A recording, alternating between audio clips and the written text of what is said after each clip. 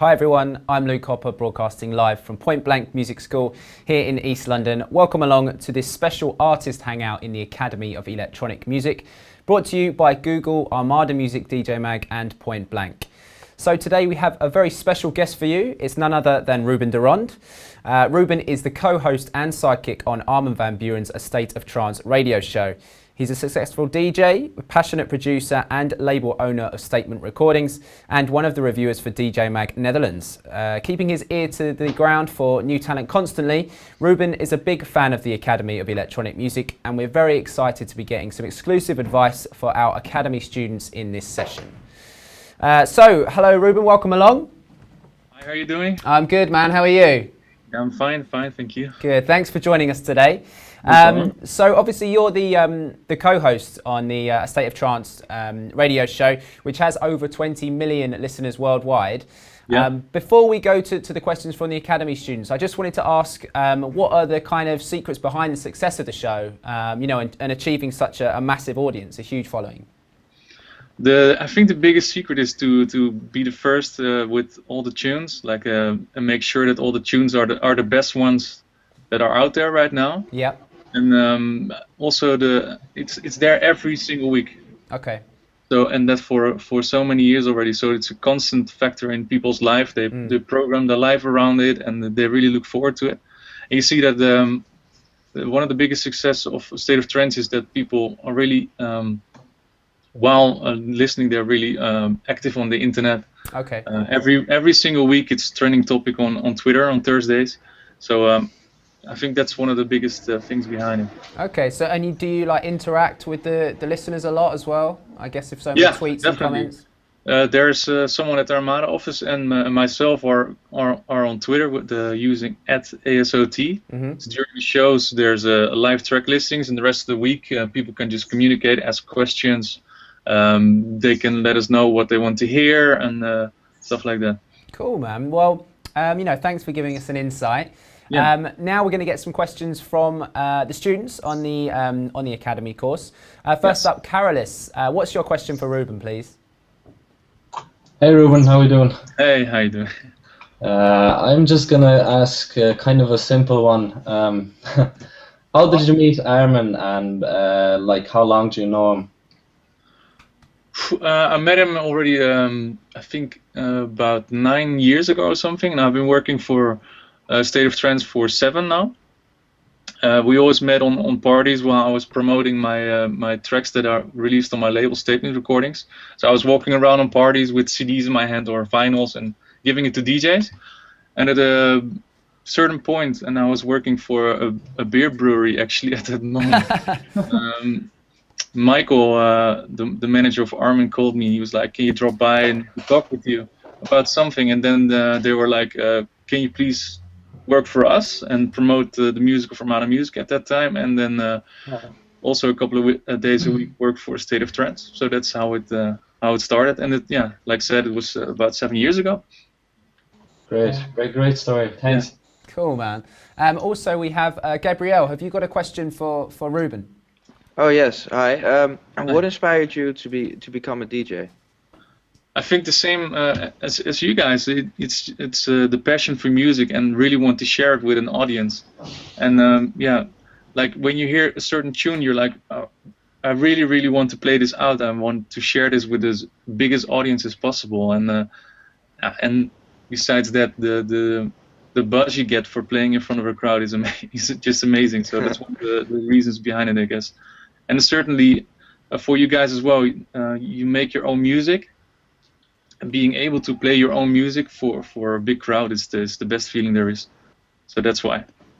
Thank you. Cool, thanks Ruben. Ramon, how are you doing, man? You well? Yeah, hi Ruben. Hi, Ruben.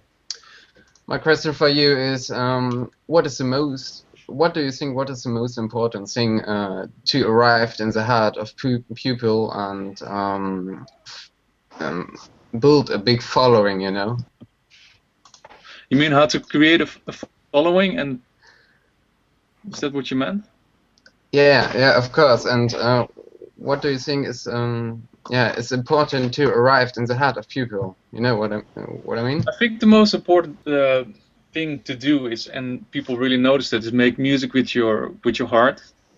That's the famous quote that Armin has right now: "Make music with your heart and don't follow the chart." Very good advice.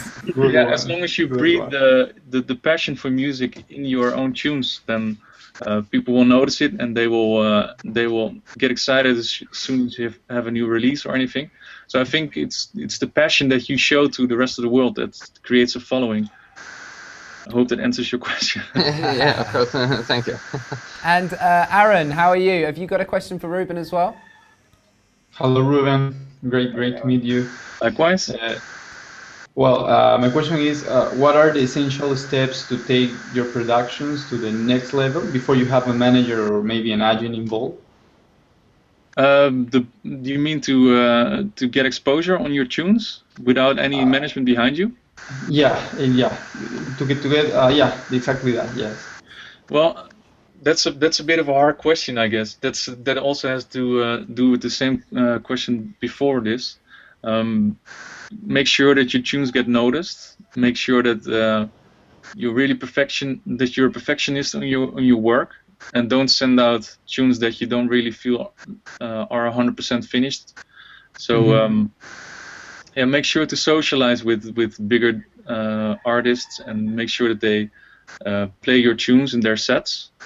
And that's a bit of a hard question because you're already in the position right now that you are being noticed by the Academy, of course, and your tunes are maybe going to be released by Armada Music, and that's already a big step.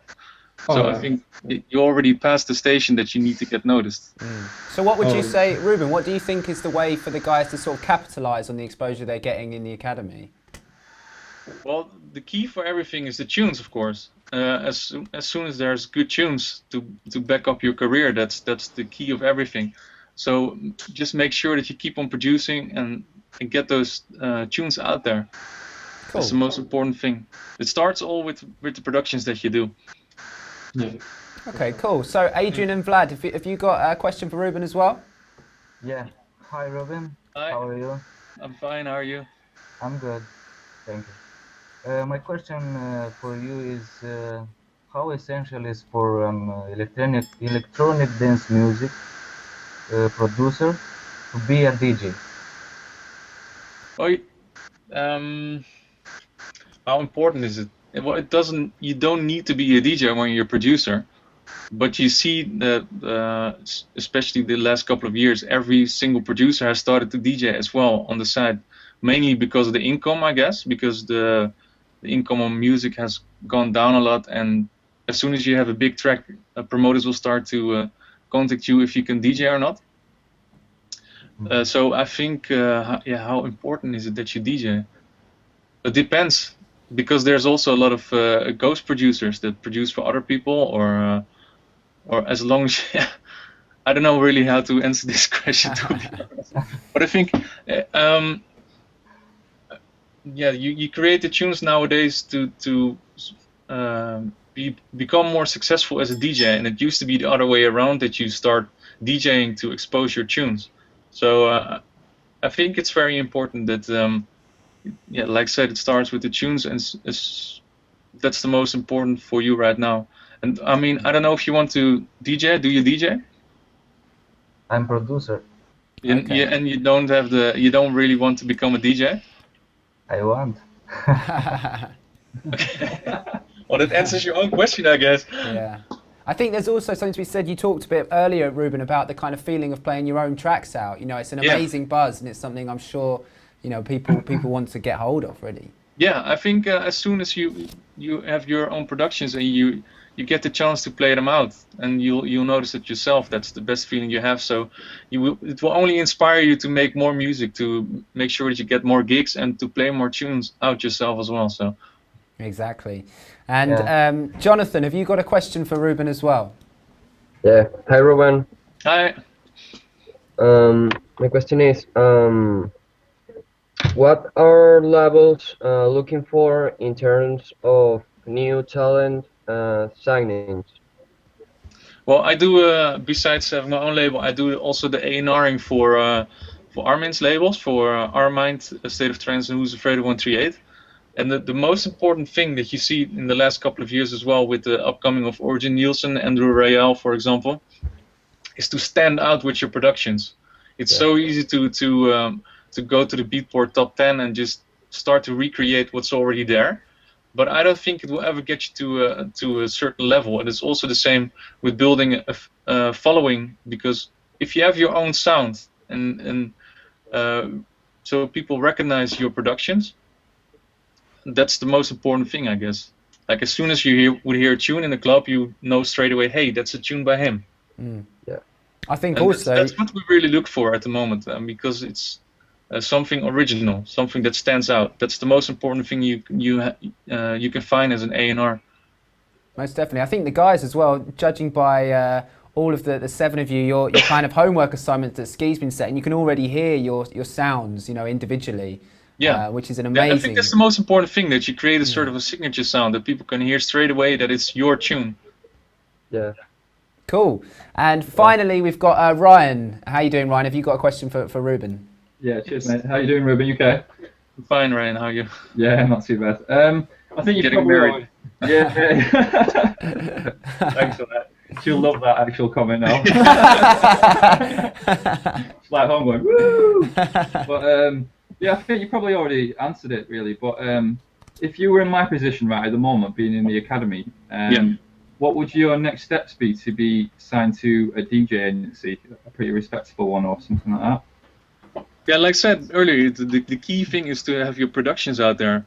As soon as your productions get noticed and you get charted and other DJs start playing it, you will create a sort of a buzz, and agencies will line up for you as soon as you have a buzz. That's one thing for sure. Yeah. Yeah, and yeah, what I really want to say to you guys is make the most out of this academy, because you have Point Blank behind you supporting the productions and Armada Music that can create exposure for you guys. So make sure that you learn as much as you can. Definitely. Thanks so much, Ruben. I've also got one question myself, sure. actually. I also wanted to ask, you mentioned obviously A&Ring and working so closely with Armada. Are there any things in particular that would turn you off of a demo or a production that you heard? Well, the funny thing, I get sent like I don't know, a couple of 100 tunes per week, or maybe even 1,000. Wow! You can already hear straight away if a production is good or not. So make sure that your productions sound good. Mm-hmm. Not necessarily loud, but sound good. So make sure that all the levels are right, the EQing is right, the final mixing is okay. Yeah, and like what I said before, make sure that you stand out, do something different. That's the most important thing. Cool. Well, thank you so much, Ruben, for taking the time to hang out with us today. No problem. Thank you to all you 7 guys as well. Excellent questions. Yeah. Is there any other questions, by the way? Have we got any other questions? Yeah, how did you get into a State of Trance, working with the radio show and starting it up and everything? You were just asked like, hey, come join. Really? Yeah. Yeah. Well, yeah. That's what I said earlier. That I started working for State of Trance for Armin 7 years ago, and I think Armin gives me more freedom every episode basically, which means that I'm also doing the interviews right now for the radio show. So like, for example, this week we're gonna have Solarstone on the show, and I just did an interview with him. So yeah, I think I'm the luckiest guy on the planet with the job that I do with State of Trance, and on top of it my DJing, of course, and so yeah. It's a great job. Yeah, it's a pretty cool job. But it's working hard. I mean, yeah, you work 24/7. Sometimes it's a price that you need to pay for missing out other stuff in your life, like maybe some birthdays or because you're on tour or you're away. But it's the price you have to pay. But it's the best job you can have in return. Yeah. Okay, Ruben, we've got another question just come in, I think through the comments on the YouTube broadcast. Yeah. Someone's asked, as a new DJ, is it a good idea to start your career with like radio and broadcasting like that way? Yeah, absolutely, because with the radio show, you can also create an identity. What I mentioned before, because the tunes that you pick every week or every month, you can showcase your style, your productions, and it's also nice to build a fan base around a radio show. So I think it's definitely a good idea to for all of you guys as well to look into if you can start a radio show to showcase, to interact, and make sure that your name is out there. Cool. And also, we've got another question that's come in. Yeah, someone has asked the best way that you advise about going to approach a label with your demo. You know, you mentioned you get thousands. I guess they come through a Dropbox or an email or something similar. Very, very good question, actually. What I would like to see in a demo email, tell something short about you, not a whole story. I don't need to see your whole biography or anything, or your discography. What I like best is SoundCloud, because that way I don't need to download anything, and you can listen to something straight away. And make sure that you don't use websites that like RapidShare or something. I don't know. Yeah. You need to wait. You click a link. You need to wait for half an hour before you can download anything. Then it's already gone, you know. And make sure it looks clean. I mean, is there something, you know, obviously SoundCloud, sometimes a public file, you know, it's already heard by hundreds of people. For a label, is it something where you'd rather have it, you know, privately kept under wraps almost? Yeah, absolutely, because it's possible that a tune is already out there and people can already. I think there are ways to download from SoundCloud as well. Yeah, that's true. And the most interesting thing for a label, of course, is to sign something that is not out there yet, so you can plan a proper promotion around it, the right moment to launch a track, the right marketing around it. So, and if the track is already public and people have heard it already, it might spoil the surprise for a lot of people. Yeah. And we've got another one that's come in. Someone has also asked if, when approaching Armada in particular, does it have to be trance? No, definitely not. Okay. No. Because I mean, there's so many great sublabels at Armada Music. You have, of course, Trice Recordings, the new 6K recordings, M recordings, Zouk. It's in the whole show. Yeah, it's the whole EDM that's in there as well. And recently they've launched a deep house label as well. So I think it's more important that the song is quality and it's something interesting that stands out than necessarily the style. Yeah, I think also maybe even veering off of styles or you know, the templates of styles gives you that extra quality or that standing out from the crowd. True. Cool, guys. Have you got any more questions in the Hangout? Come on, I know you have. Yeah, I'm thinking. Oh. We've got, I mean, in the meantime, we've got another one that's come in from the comments on the broadcast. Do you have any advice for small labels or for someone trying to set up, you know, a label? It's the same thing as with being a producer. You need to make sure that you stand out and sign original stuff. Yep. There are like a million of labels out there, and if you sign bad music, you will never get anywhere. But if you manage to sign any good music and you stand out and you create a following again, then yeah, that's the most important thing. Stand out. Yeah, most definitely. I think especially in the digital age, you know, there are so many record labels. It's quite easy to set up a digital label as well. Yeah, you can start a label today and have a tune out tomorrow. That's how it is. But there's so much more to it with a label. I mean, there's if you see Armada, you would not say that there's about 40 or 50 people working there, because there's the A&R department, and you have the social media department, and the whole finance and royalties structure, and the legal department. So there's a lot more to it than just to sign a track and just throw it into the internet. That's. Have any of you guys in the Hangout, have you considered starting your own label, or have you approached labels up to this point? Maybe later on when I'm further in my career. Okay. Yeah, definitely. Yeah, it's also a part again of the whole identity that you create around yourself as as a producer or a DJ. Like the certain sound or signature that you have can also be combined with a label at a certain point. If you have a good following and the right signature sound, that you can create a circle around you with the artists that fit that sound or fit that signature, then it's definitely something worth looking into. Yeah. I think there's also got to be something to be said for to put out material. You know, it's not really about starting a label for the sake of it. You know, if you have some material that you feel needs to get out there, you know, that's the reason to pursue it. It's always quality over quantity. Yeah, most definitely. It's better to release 3 like brilliant tracks in a year than to release something every week that you're not really 100% sure about. Most definitely.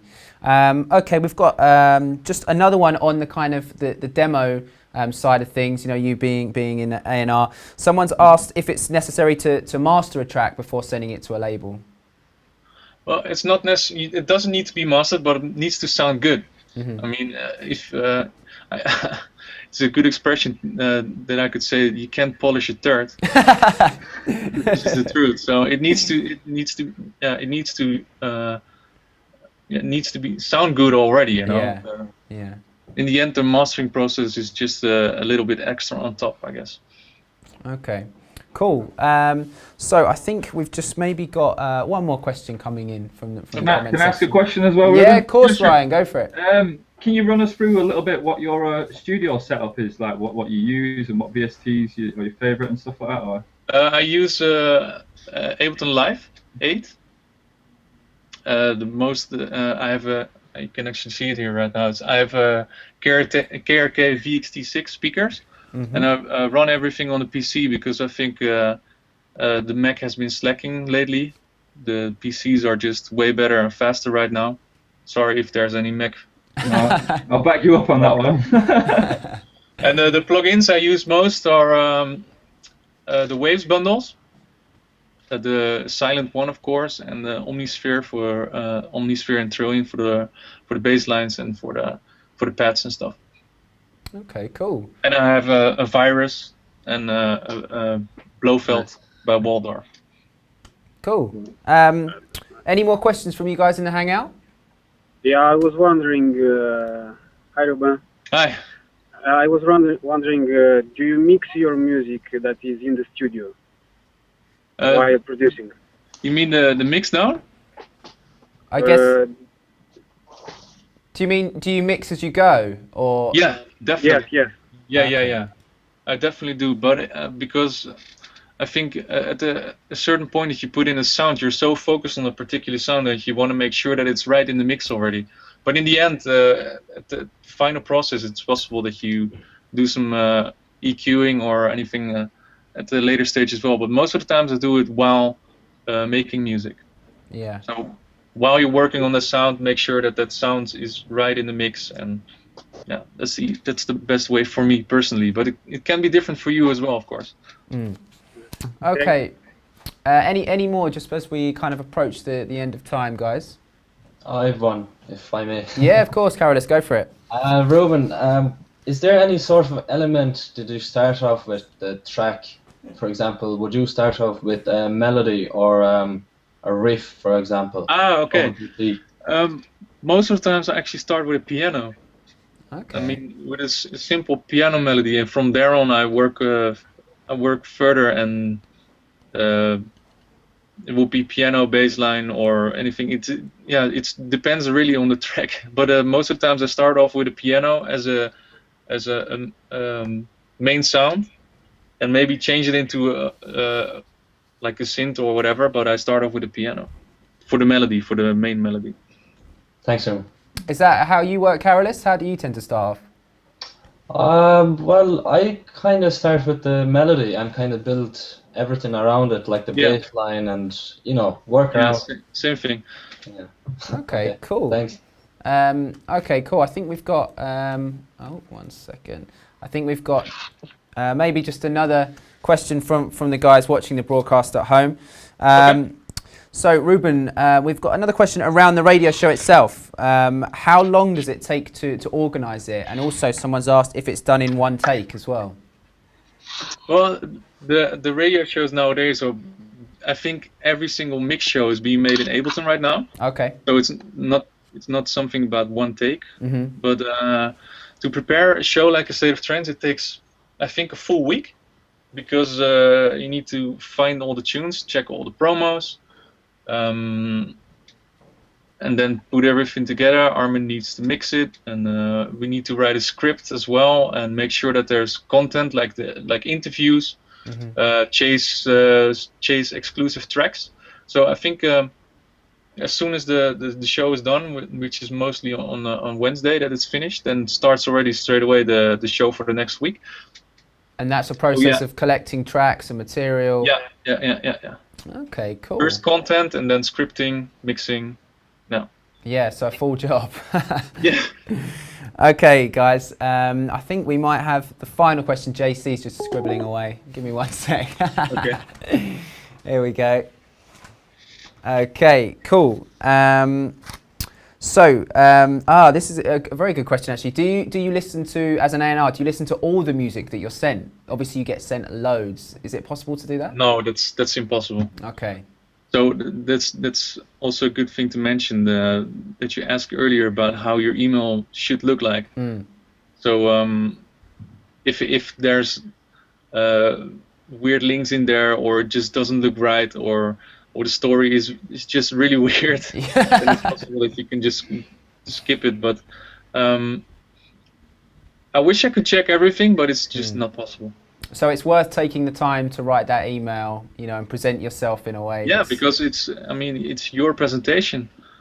It's the same thing if you have a shop and you want to show something to your customers, that you show it in the right way as well, not in the back of the store. Most definitely. Excellent advice, Ruben. That is about time. I think we've gone through nearly all the questions. Cool. So thanks so much for coming and hanging out with us today. I hope you enjoyed it. Good luck, guys. Thank you for your tips. You have this opportunity to learn so much in this short period of time, and make sure that you make the most out of it. And I hope to see you someday at the Armada office, or see your demos. That will be great. Yeah, that would be wicked. So thanks again, Ruben. That was really insightful. Excellent advice for the guys and for everybody watching at home as well. I hope that you guys watching at home enjoyed it as much as we did. The next EMC session is going to be tomorrow. That's Wednesday at 3 p.m. UK time. And in the meantime, if you're watching at home and you want to get your hands on loads of free, high-quality tutorials, don't forget to subscribe to our YouTube channel at www.youtube.com/pointblankonline. And if you do subscribe between now and Monday, you're also entered into a competition to win loads of prizes from Ableton, Novation and III as well. That's it from us. Thanks again to Ruben and to all the 7 lucky winners of the AEM. We'll see you next time, and thanks for watching. Bye-bye. Thank you. Thanks, guys. Bye-bye.